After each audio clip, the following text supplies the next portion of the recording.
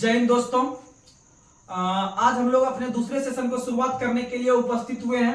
तो जिस तरह से आपका समर्थन मिल रहा है, आप लोग इसी तरह से अपना समर्थन को या सपोर्ट को या प्यार को जो है कि बरकरार रखिएगा। तो जो भी रेलवे की तैयारी करने वाले हैं उनके लिए खुशखबरी की बात यह है, आप लोगों के लिए जिस प्रकार से कमेंट कर रहे थे तो कि आप लोगों के लिए जो है कि हम लोग प्रीवियस ईयर यूथ कंपटीशन का जो है कि लेके आए हुए हैं और आपको इसमें एक एक क्वेश्चन का सॉल्यूशन करके आपको जो है कि क्यूज के माध्यम से, डिस्कशन के माध्यम से आप सबों के माइंड में यह क्वेश्चन फिट करवा देंगे। एक भी क्वेश्चन बाहर नहीं जाने देंगे और जितना भी उससे संबंधित एक्स्ट्रा फैक्ट होगा वो भी हम देने का प्रयास करेंगे। सिर्फ आप लोग रेगुलर बने रहिए और जो भी आगे एएलपी के एग्जाम में बैठने वाले हैं, टेक्नीशियन में बैठने वाले हैं, आरपीएफ में बैठने वाले हैं, ग्रुप डी में या आपका एनटीपीसी में बैठने वाले हैं, या साइंस से संबंधित जो भी एग्जाम में बैठने वाले हैं, आपको फायदा एकदम होगा ही होगा, इसमें कहीं कोई शक नहीं है। तो जितने भी हम लोग जो है कि यूज करते हैं वह एक प्रकार का जितना भी कंटेंट देते हैं वह कंटेंट अपने आप में जो है कि बहुत ही प्रभावकारी होता है एग्जाम के लिए। जो लड़का हमें रेगुलर फॉलो कर रहे होंगे उनको पता चल गया होगा मेरे हकीकत के बारे में कि कितना फायदा होता है वीडियो देख के और कितना फायदा नहीं होता है। तो आप भले जो है कि जितना हम एक क्लास में आपको यहाँ पर बता देते हैं 1-1.5 घंटा में, और वहीं आप बड़े बड़े कोचिंग जब जाइएगा तो आपको उतना कंटेंट पढ़ने में कम से कम 10 दिन का समय लगेगा। इसीलिए आप लोग लगातार बने रहिए और लगातार बनकर ही कुछ चीज संभव है। तो आपको कल से जो है कि एक साइंस का वीडियो मिल जाएगा, फिजिक्स केमिस्ट्री बायोलॉजी एक अलग से मिलेगा और फिजिक्स केमिस्ट्री बायोलॉजी का जो वीडियो चढ़ाएंगे और उसी में साइंस इंक्लूड रहेगा और साइंस बहुत ही कम मात्रा में देंगे। जो इंपॉर्टेंट रहेगा उसी को आपके पास रखेंगे, एकदम फिक्स क्वेश्चन। और साइंस का वीडियो आपको लगभग रात में ही 10 बजे प्राप्त हो जाएगा और सुबह में आपको स्टैटिक संबंधी, जैसे अभी पॉलिटी चल रहा है, पॉलिटी जैसे खत्म हो जाएगा, पॉलिटी के बाद हिस्ट्री चालू कर देंगे और हिस्ट्री के बाद ज्योग्राफी चालू कर देंगे। आपको कहीं कोई दिक्कत टेंशन नहीं लेना है और हो सके तो बीच बीच में आपको एक एक वीडियो एक्स्ट्रा भी मिलेगा जो कि स्टैटिक जीके से संबंधित रहेगा। और स्टैटिक जीके जो रहेगा वो आपको बहुत ही एग्जाम में लाभदायक होगा। किसी भी एग्जाम में बैठने के लिए आपको जो कि स्पीडी वगैरह लूसेंट सीरीज भी लाएंगे, सब क्वेश्चन होगा। आप लगातार तो एक बार बन के देखिए, इस चैनल पे लगभग 1-2 महीना आपको पता चल जाएगा। और जितना हम यहाँ से सबसे मेन बात है कि देखिए ये चलाना, पॉलिटी चलाना कोई बड़ी बात नहीं है, पॉलिटी चलाएंगे, हिस्ट्री चलाएंगे, लेकिन सबसे बड़ी बात है हम जो एक्स्ट्रा फैक्ट बोलते हैं आपको उस पे कमांड होना। जब आप उस पे कमांड रख लीजिएगा तो आपका एग्जाम आसानी से निकल जाएगा। तो चलिए बिना कोई देरी के हुए हम लोग शुरुआत करते हैं। आज आपात उपबंध, आज का टॉपिक है पॉलिटी का आपात उपबंध। और जितने भी हम लोग जो टॉपिक देते हैं पढ़ने के लिए वो आपको रात के जो है कि 10 बजते बजते आपको टेलीग्राम चैनल पर मिल जाता है और टेलीग्राम चैनल का भी लिंक डिस्क्रिप्शन में दिया गया है। आप लोग आसानी से जाके उस पर क्लिक करके आप ज्वाइन कर सकते हैं और इस चैनल पर अपनी तैयारी का लाभ उठा सकते हैं बिना कोई कॉस्ट का। तो चलिए अब हम शुरुआत करते हैं आपात उपबंध। तो आप लोग को पहले कॉमन जानकारी दे देते हैं आपात के बारे में, ठीक, उसके बाद चलते हैं। हो सकता है कि जो आपको हम कॉमन जानकारी कहानी के माध्यम से शुरुआत में समझाएंगे, हो सकता है उसी से क्वेश्चन आपके एग्जाम में आ जाए तो आप आसानी से बना सकते हैं। तो समझिएगा पहले आपात उपबंध। आपात का मतलब होता है, आप समझ पाते हो, मैंने कहता है कि जैसे घर सब में अरे इस बार जो है कि बढ़िया फसल नहीं आया, इस बार फसल का मारा हो गया, इस बार क्या खाएंगे नहीं खाएंगे, इस बार आपात जो है ना हो गया है, यानी कि खाना भी संभव नहीं है, यानी अकाल पड़ गया है। अकाल को ही कहते हैं आपात। अकाल को ही क्या कहते हैं? आपात। कहने का मतलब है आपात मतलब इमरजेंसी लागू हो गया है, क्या होगा नहीं होगा कोई जानता नहीं है।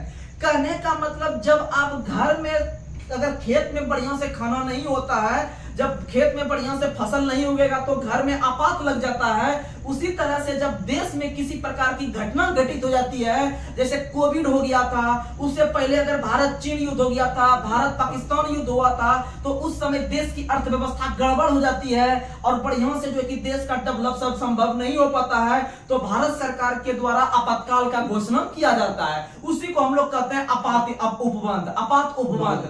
कहने का मतलब समझिए, जब भारत गुलाम था, शुरू समझिएगा, जब भारत गुलाम था अर्थात औपनिवेशिक था ब्रिटेन सरकार का या इंग्लैंड का, तो उस समय पहली बार 1935 अधिनियम के तहत 1935 जो भारत शासन अधिनियम कहलाता है, जो 1935 में आया था, जो कि सबसे बड़ा अधिनियम था ब्रिटेन सरकार के द्वारा जो पारित किया गया था, उसी में पहली बार आपात की चर्चा देखने के लिए भारत में मिला था। यानी कहने का मतलब है पहली बार जो भारत में आपात देखने के लिए मिला था 1935 अधिनियम में। और आपात जो होता है वह 3 प्रकार का बांट के दिया था।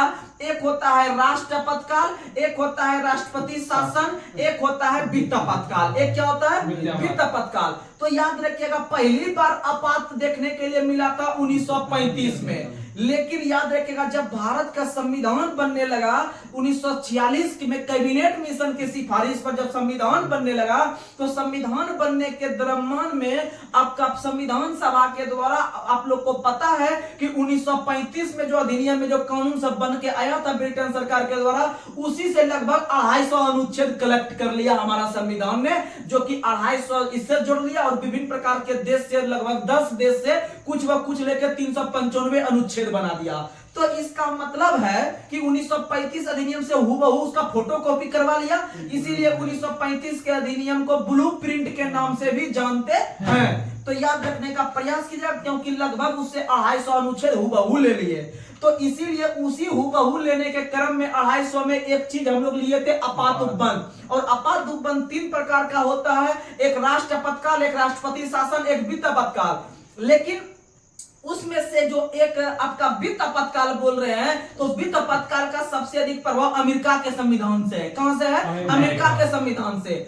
वित्त आपात की चर्चा अधिक से अधिक हम लोग लिए हैं अमेरिका के संविधान से। लेकिन जो आपका जो आपातकाल अगर पूछ देगा, सीधा पूछेगा कि आपातकाल जो लिए है, अगर ऑप्शन में रहेगा 1935 तो सबसे पहले प्राथमिकता 1935 को देना है। अगर वो नहीं रहेगा तभी आपको आपातकाल अमेरिका वगैरह जाना है। तो याद रखिएगा अगर आपसे क्वेश्चन पूछे आपातकाल कहां से लिए हैं और ऑप्शन में 1935 का अधिनियम है, सबसे पहले उसको टिक आउट करेंगे।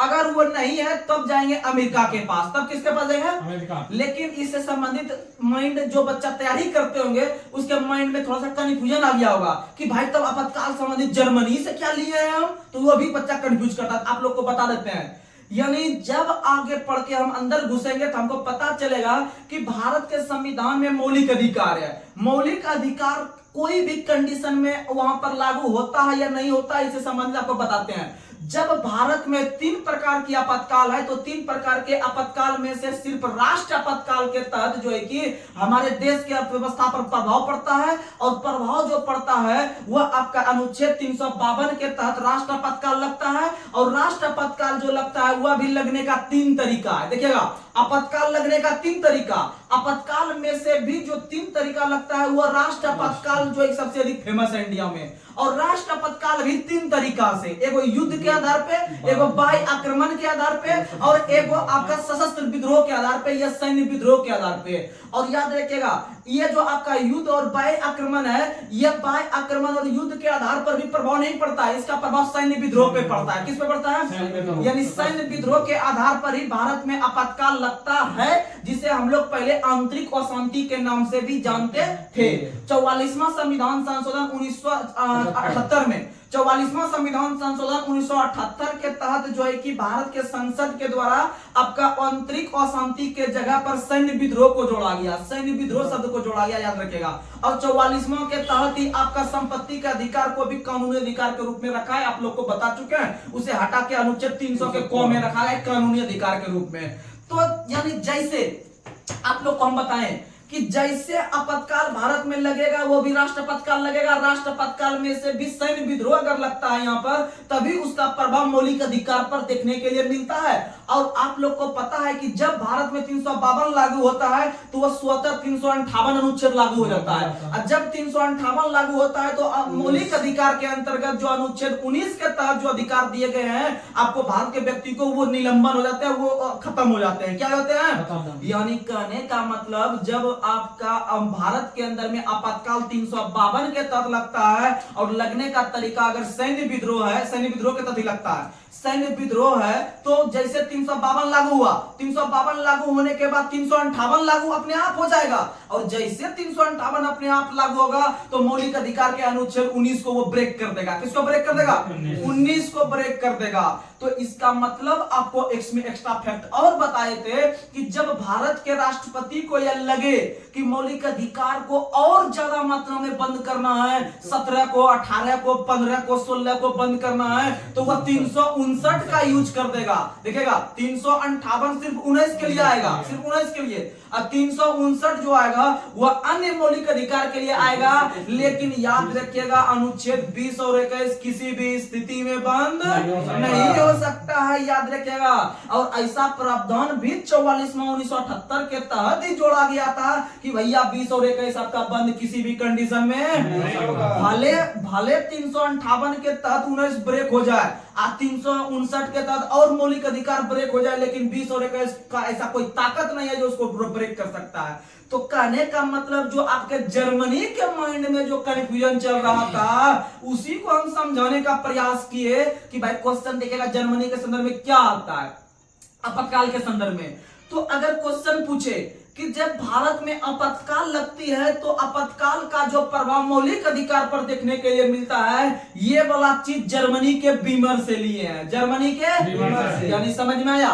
अगर क्वेश्चन पूछे आपातकाल तो 1935, अगर पूछे वित्त आपातकाल उसका एगो ब्रांच तोड़ के बोले तो अमेरिका से, वहीं आपका आपातकाल का प्रभाव जो मौलिक अधिकार पर देखने के लिए मिलता है जर्मनी से। कहां से? आपको चौथा क्वेश्चन यहाँ पर देखने के लिए कोई देश से आपातकाल के संदर्भ में नहीं मिलेगा। अगला क्वेश्चन आप लोग को बताना, ये सारा क्वेश्चन हो गया। आप लोग को बता दें कि आपातकाल की चर्चा जो है 1935 में था, भारत के संविधान में ग्रहण किया, लगने का कुल 3 तरीका, और 3 तरीका आपका वित्त आपातकाल याद रखेगा 352, वित्त आपातकाल, राष्ट्रपति शासन 356, राष्ट्रपति शासन 356, वही वित्त आपातकाल 360, याद रखेगा वित्त आपातकाल 360, और वित्त जो लिखते हैं 0 तरह लिखते हैं वो यानी उसका एक आईडी याद रखेगा 360, और अभी तक 0 बार लगा है, कितना बार? यानी याद रखेगा राष्ट्र आपातकाल अब तक 3 बार, राष्ट्र आपातकाल अब तक 3 बार, राष्ट्रपति शासन पूरे इंडिया में अभी तक लगभग 120 बार लगा है। कितना बार लगा है? 120 बार, लगभग 2022-23 के रिपोर्ट के अनुसार लगभग भारत में 120 बार राष्ट्रपति शासन लगा है। लेकिन आपको कहीं भी एग्जाम में यह क्वेश्चन नहीं पूछेगा, लेकिन राष्ट्र आपातकाल कितना बार लगा है और आपका वित्त आपातकाल कितना बार लगा है, यह क्वेश्चन जरूर पूछेगा। तो राष्ट्र आपातकाल 3 बार और आपका वित्त आपातकाल 0 बार, वित्त आपातकाल 0 बार, और वित्त आपातकाल 360, वित्त आपातकाल 360। चलिए अब ऑब्जेक्टिव टाइप से हम लोग क्वेश्चन लेने का प्रयास करते हैं। तो आप लोग को बताना है कि आपातकाल में किसी राज्य विधानसभा की जो अवधि बढ़ाई जाती है वह संसद के द्वारा, किसके द्वारा बढ़ाई जाती है? संसद। कानून निर्माण की सबसे बड़ी संस्था भारत में संसद है, और संसद का वर्णन अनुच्छेद 79 में है, 79 में याद रखिएगा। और लोकसभा और राज्यसभा उसके 2 सदन होते हैं, और अभिन्न अंग के रूप में राष्ट्रपति को भी अपने सामने वो लोग रखते हैं। अगला क्वेश्चन, किस व्यक्ति ने कहा था राष्ट्रपति का आपातकालीन अधिकार संविधान के साथ धोखा है? तो याद रखिएगा हृदयनाथ कुंजड़ू नाम के व्यक्ति ने कहा था कि जो भारत के अंदर में राष्ट्रपति का जो आपातकालीन अधिकार है वह संविधान के साथ धोखा है, धोखा है। और कैसे धोखा है कभी हम आगे बात करेंगे। तो आप लोग को याद रखना है हृदयनाथ कुंजड़ू। और आप लोग को पता है अगर कोई भी आपातकाल भारत में लगेगा तो लगाने वाला व्यक्ति होगा राष्ट्रपति। कौन लगाएगा? अगर किसी देश से युद्ध होगा तो युद्ध की घोषणा भी कौन करेगा? अगर किसी देश के साथ युद्ध चल रहा है और उसको समाप्त करना, समाप्ति करने का घोषणा भी राष्ट्रपति। यानी युद्ध की घोषणा और युद्ध की समाप्ति की घोषणा दोनों का दोनों कौन करेंगे? राष्ट्रपति करेंगे। कौन करेंगे? लेकिन अगर आपसे क्वेश्चन पूछे कि किस अनुच्छेद के तहत उसे ऐसा अधिकार प्राप्त है, तो राष्ट्रपति को जो सैन्य अधिकार दिया गया है उसी के संदर्भ में आप लोग को हम बताएं अनुच्छेद 53 का सेकंड, अनुच्छेद 53 का सेकंड जो है कि भारत के अंदर में जो तीनों सेनाओं का प्रमुख होता है वह राष्ट्रपति होते हैं। कौन होते हैं? राष्ट्रपति। और अगर क्वेश्चन पूछे वर्तमान में भारत के तीनों सेनाओं के प्रमुख जो है वह कौन है? द्रौपदी मुर्मू। कौन है? द्रौपदी मुर्मू। याद रखने का प्रयास कीजिएगा। चलिए अब आगे बढ़ते हैं। अगला क्वेश्चन आप लोग को बताना है अनिल चौहान, वो सीडीएस है, अनिल चौहान है। वो तीनों सेनाओं में सामंजस्य को स्थापित करने के लिए एक नया पद है सीडीएस पूछेगा तो अनिल चौहान मारेंगे। दूसरे नंबर के सीडीएस बने हैं। पहला नंबर के बिपिन रावत थे, वो तो बेचारा चल गए, हम लोग को छोड़ के शहीद हो गए। तो पहले नंबर के बिपिन रावत, दूसरे नंबर के चौहान जी बने अनिल चौहान। तो याद रखिएगा ये चीज है। और चीफ ऑफ डिफेंस स्टाफ होता है सीडीएस का फुल फॉर्म। अगला क्वेश्चन, अगर किसी राज्य में, भारत में 28 राज्य है, अगर किसी राज्य में अगर राष्ट्रपति शासन लगाना रहे तो वह राष्ट्रपति को जो लगाने का आदेश देगा वह उसका राष्ट्रपति का एजेंट देगा, अर्थात राज्यपाल देगा। कौन देगा?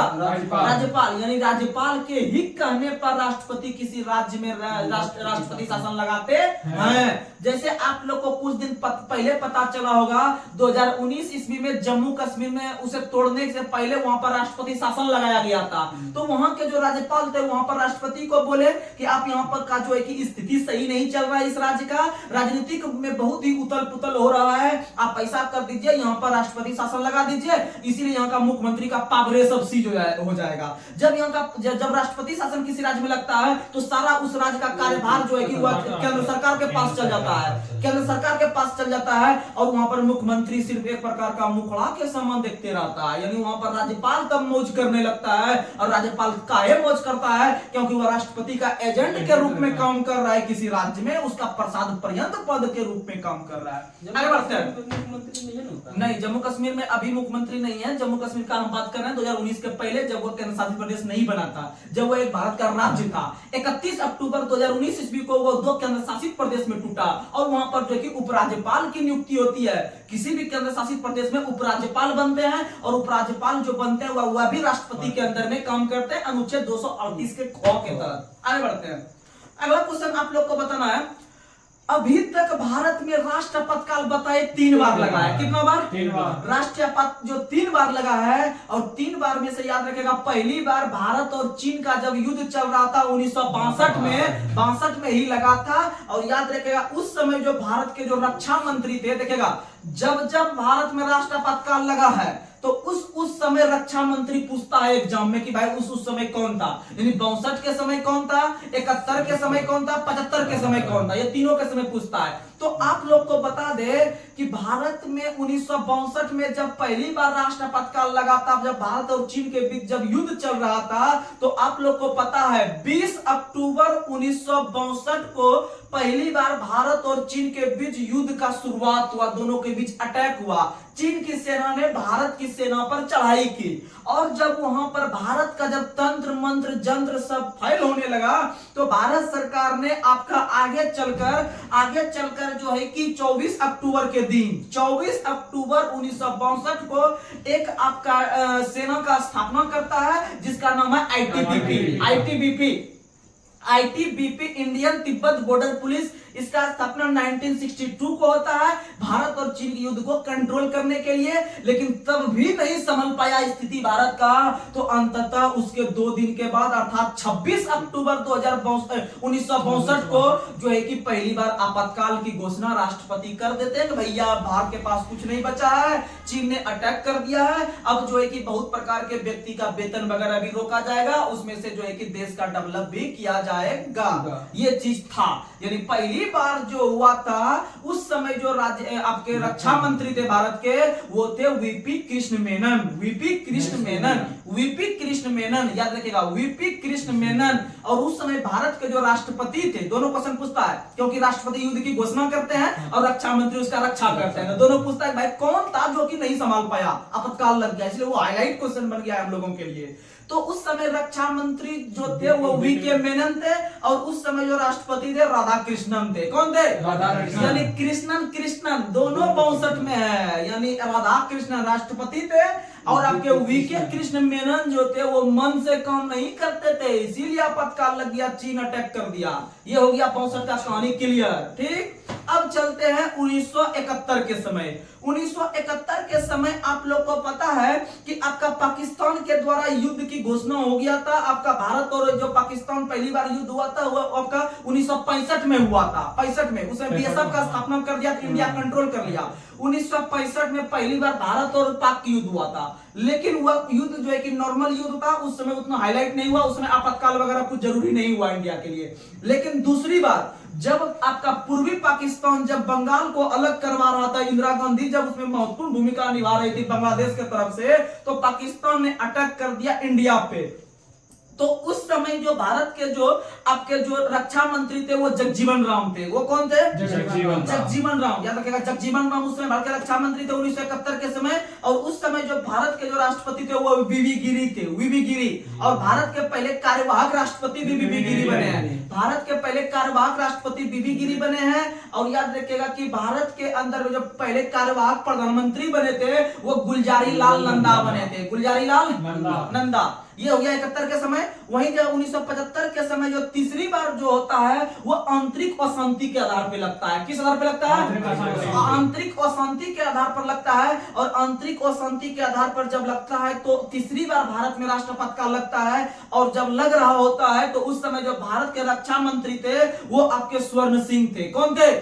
स्वर्ण सिंह थे। और भारत के जो राष्ट्रपति थे वो फखरुद्दीन अली अहमद थे, फखरुद्दीन अली अहमद थे। ये तीनों चीज याद रखने का प्रयास कीजिएगा। यानी पहली बार वी के कृष्ण मेनन, और दूसरी बार जो रक्षा मंत्री थे जगजीवन राम थे। और तीसरी बार जो थे वो कौन बने थे? स्वर्ण सिंह। अब पहली बार जो राष्ट्रपति बने थे वो सर्वपल्ली राधाकृष्णन। दूसरी बार जो राष्ट्रपति बने थे वो वीवी गिरी बने थे। और तीसरी बार जो राष्ट्रपति बने थे फखरुद्दीन अली अहमद।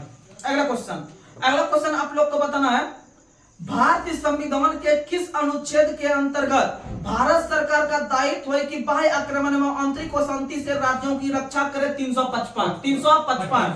यानी मान लीजिए जैसे आपको पता होगा अगर चीन अटैक करना सोचेगा तो वह सबसे पहले अरुणाचल प्रदेश पे करता है। कुछ दिन पहले डोकलाम विवाद देखने के लिए मिलता होगा, जो न्यूज देखते होंगे। डोकलाम विवाद जो है वह भारत और चीन के बीच है, लेकिन वो जो चीन से सटा हुआ राज्य है अरुणाचल प्रदेश जो है वो वहां पर डोकलाम का क्षेत्र आता है। वहां पर जो डोकलाम का जो क्षेत्र आता है उसी को जो है कि हड़पने के लिए, उसी को अधिकार में करने के लिए चीन ने वहां पर अपनी सेना को छोड़ दिया और युद्ध का शुरुआत करवाया था। एक वीडियो भी वायरल हो रहा था जो इसमें देखे होंगे कि भारत की जो सेना है चीन को जो कि खदेड़ के पीछे भगा दिया था। तो वो डोकलाम विवाद का ही मामला देखने के लिए मिल रहा था। देखे होंगे पूरा भगा के खदेड़ के भगा दिया था चीन वाले को। तो याद रखिएगा डोकलाम विवाद भारत और चीन के बीच है। उसी तरह से अभी करंट में पूछ सकता है काला पानी विवाद भारत और नेपाल के बीच है, उत्तराखंड का एरिया पड़ता है। ठीक है, ये सब चीज याद रखिएगा। तो डोकलाम विवाद जो है वो अरुणाचल प्रदेश का हिस्सा है। अगर वहां पर अटैक करता है तो सबसे पहले अरुणाचल प्रदेश के जो है कि आदमी को नुकसान होगा।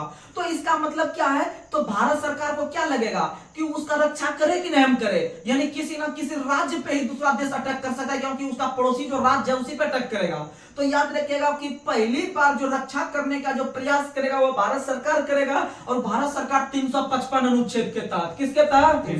यानी किसी भी राज्यों की रक्षा जो करेगा विदेशी आक्रमण से, बाह्य आक्रमण से, वो 355 के तहत करेगा। भारत के सरकार के द्वारा यह दायित्व है। और आप लोग को बता दे अरुणाचल प्रदेश जो था वह पहले नेफा के नाम से जाना जाता था। किस नाम से? NEFA, नेफा। और नेफा का फुल फॉर्म होता है नॉर्थ ईस्ट फ्रंटियर एजेंसी। और अरुणाचल प्रदेश का नाम जो नेफा से परिवर्तित होकर अरुणाचल प्रदेश रखा गया 1970 से 1970 से रखा गया। याद रखिएगा 1970 से पहले नाम नेफा था और 1970 के बाद उसका नाम हो गया अरुणाचल प्रदेश। और नेफा से हो गया 1970 में अरुणाचल प्रदेश। लेकिन भारत का जो एक राज्य बन रहा अरुणाचल प्रदेश, एक जो राज्य बना पूर्णतः जो राज्य का उसे दर्जा मिला वो मिला उसे जो है कि आपका जाके 55वां संविधान संशोधन 1987 में 1987 में। और गोवा को याद रखेगा, गोवा को जो मिला है आपका पूर्ण राज्य का दर्जा वो 56वां 1987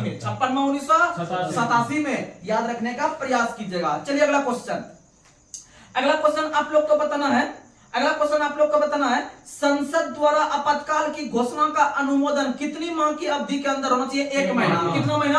1 महीना। यानी इसको फाइनल डिसीजन देना चाहिए, हाँ भैया हम पूरा कंफर्म कर दिया, सिग्नेचर मार दिए, ये पक्का लागू हो गया। तो 1 महीना के अंदर उसे जो कि सेटिस्फाइड करना होगा। याद रखिएगा। अगला क्वेश्चन भारत के अंदर में पहली बार अनुच्छेद 356 का जो प्रयोग किया गया था, अर्थात राष्ट्रपति शासन का जो पहली बार प्रयोग करने वाला राज्य बना हुआ पंजाब। कौन बना है? पंजाब। 1952 ईस्वी में 1952 को भारत के अंदर पहला राज्य आपका पंजाब बनता है, जिन्होंने आपका राष्ट्रपति शासन का शुरुआत करवाया। याद रखने का प्रयास कीजिएगा। और बिहार में राष्ट्रपति शासन 8 बार। कितना बार? 8 बार। अगला क्वेश्चन, और याद रखिएगा राष्ट्रीय आपातकाल के दौरान आपका लोकसभा का कार्यकाल 1 वर्ष में 1 बार बढ़ता है। 1 वर्ष में कितना बार?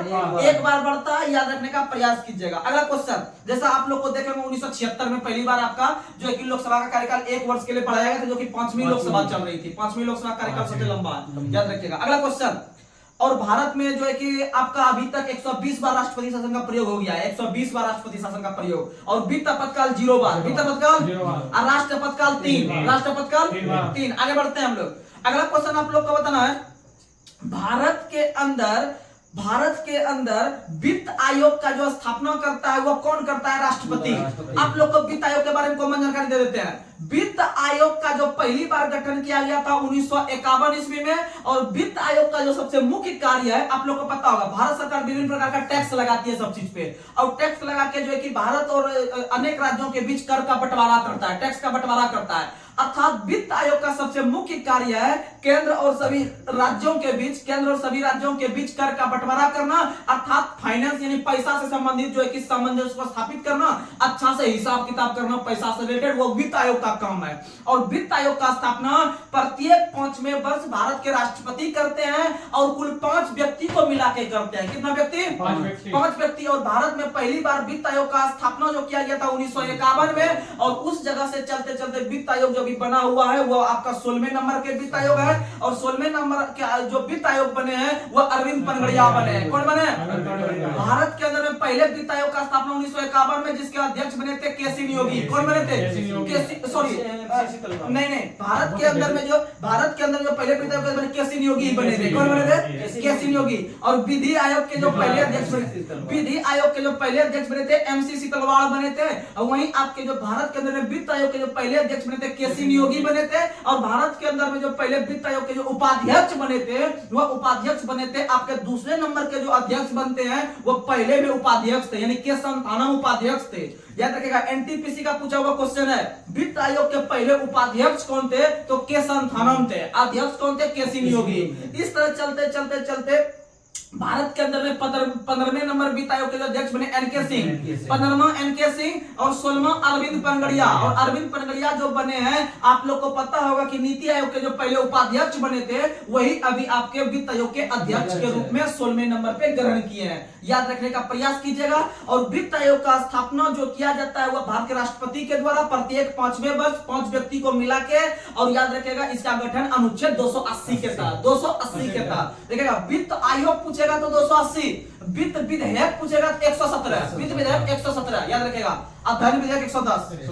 अगला क्वेश्चन आप लोग को बताना है। देखिए उसी क्वेश्चन जितना हम बताए आपको उसी से देखिए ऑब्जेक्टिव कैसे बनाया है। देखिए ऑब्जेक्टिव कैसे बनाया है। क्वेश्चन पहला है, वित्त आयोग द्वारा की गई सिफारिशों को संसद के सदन के सामने कौन रखवाता है? भारत के राष्ट्रपति। कौन रखवाते हैं? दूसरा क्वेश्चन, भारत में वित्त आयोग का गठन किस अनुच्छेद के अंतर्गत किया था? 280। किसके तहत? 280। वहीं तीसरा क्वेश्चन है, वित्त आयोग का कार्यकाल कितना वर्ष? 5 वर्ष। कितना वर्ष?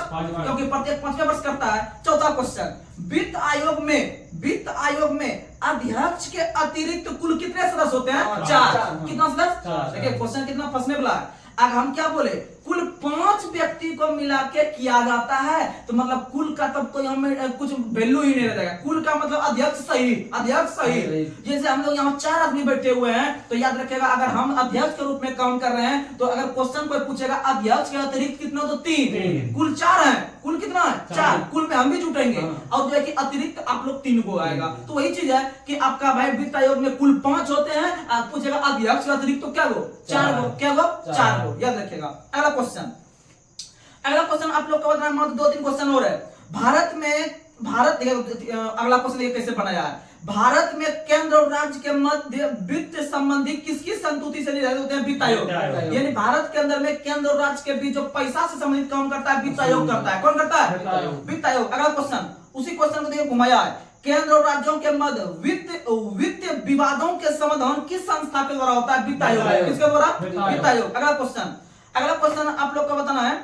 देखिए उसी क्वेश्चन को घुमाया है, भारत की संचित निधि में से राज्यों में राजस्व सहायता अनुदान का जो विनियमन करता है कौन करता है? वित्त आयोग। यानी संचित निधि में आप लोग हम पहले भी जानकारी दे चुके हैं, भारत में जितने प्रकार के जो टैक्स जमा होते हैं वो आपका संचित निधि में जमा होते हैं, और संचित निधि से ही विभिन्न प्रकार के पदाधिकारी को वेतन दिया जाता है, और उसमें से जो है कि आपका जब कर का बंटवारा करेगा तो वहीं से पैसा निकाल के करेगा, तो यानी संचित निधि से जो पैसा का विनियमन करेगा यानी उसको बांटने का काम करेगा वो आपका कौन करेंगे, भारत के राष्ट्रपति करेंगे या वित्त आयोग करेंगे। अगला क्वेश्चन आप लोग को बताना है कि 16वें वित्त आयोग जो अभी हाल ही में गठित हुआ है, आज का लास्ट सवाल, 16वें वित्त आयोग के जो हाल ही में गठन हुआ है जिसके अध्यक्ष तो सबको याद हो गया होगा, अरविंद पनगड़िया। कौन बने हैं? अरविंद पनगड़िया। लेकिन 16वें वित्त आयोग के जो हाल ही में जो मुख्य सचिव नियुक्त हुए हैं वह नियुक्त हुए हैं ऋत्विक रंजनम पांडे, याद रखिएगा। लेकिन आप अध्यक्ष याद रखिएगा, आपका अरविंद पनगड़िया काम चल जाएगा। यानी वित्त आयोग से संबंधित आप जो है कि आराम से क्वेश्चन अब एग्जाम में कर सकते हैं। आपका आपात उपबंध से भी क्वेश्चन आएगा तो आराम से कर सकते हैं, आपको कहीं कोई दिक्कत नहीं आएगा। ये तो अभी हम एक बुक को खत्म किया, अभी मेरा दृष्टि रखा हुआ है मेन हथियार दृष्टि रखा हुआ है। उसके बाद घटना चक्र को शुरू करेंगे, उसके बाद लूसेंट सीरीज को शुरू करेंगे, क्राउन बचा हुआ है। जब आप लगातार इस चैनल को फॉलो कीजिएगा शुरुआत में, यानी कि एक वीडियो देख के फिर इग्नोर करके छोड़ दिया, फिर देखेंगे 2 दिन के बाद, तो ऐसा कुछ नहीं होने वाला है। कंपटीशन की भीड़ लाइन लगी हुई है, अगर तैयारी नहीं भी कीजिएगा दूसरा जॉब लेने के लिए तैयार है, तो इसीलिए आप लोग लगातार मेहनत कीजिए। तो चलिए आज का लास्ट सवाल आप लोगों के पास हम लोग रख रहे हैं। आज का लास्ट सवाल आप लोग के पास है, वित्त आयोग का गठन जो करते हैं वो कौन करते हैं? आप लोग इसे बहुत ही डिटेल में लिखने का प्रयास कीजिएगा, और आप जब डिटेल में लिखने जिस तरह से आप लोग कमेंट करते हैं, आप लोग कमेंट कीजिए, जो भी कमी है आप कमेंट कीजिए, उसे हम दूर करने का प्रयास करेंगे। लेकिन जो हम सवाल पूछते हैं, जो आपके बीच हम इतना अपना जो है कि खून पसीना करके जो आपके पास हम मटेरियल देने का प्रयास करते हैं, कंटेंट देने का प्रयास करते हैं, आप उस पर विचार कीजिए, आप उसको मेहनत को जो है कि पानी मत फेरिए उस पर। आप लोग जो है कि लगातार बने रहिए जिस तरह प्यार दे रहे हैं, और अधिक से अधिक इस चैनल को शेयर करने का प्रयास कीजिए। तो चलिए आज हम सेशन को यहीं पर समाप्त कर रहे हैं, तब तक के लिए जय हिंद जय भारत।